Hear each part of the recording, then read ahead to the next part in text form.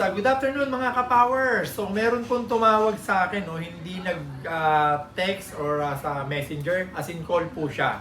Kasi nagkaroon ako ng post na nakaraan na kung may mga tanong po kayo, ito po yung cellphone number ko, tawagan niyo na po ako kasi may mga staff po ako na may mga tanong na komplikado na hindi na kayang sagutin.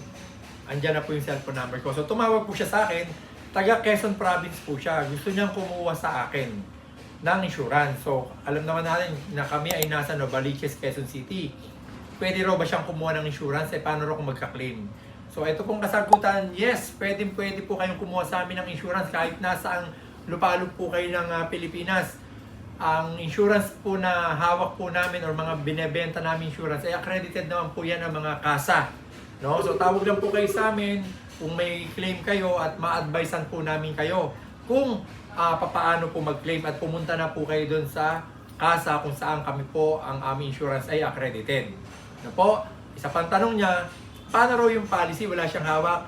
Ano naman na po ngayon? Alam niyo naman, di ba, after pandemic, puro mga paperless na po tayo. So, pwede po yun. Or, pwede namin pa LBC yung policy, pero kung mas maganda yan, i-email na lang po namin, i-print nyo na lang po. Or, i-save nyo sa mga cellphone nyo para meron po kayo laging dala sa inyong cellphone. Okay, sana po nasagot ko, sir, ha. Although nasagot ko yung tanong nyo, kailangan malaman na rin po ng ibang mga kliyente po natin.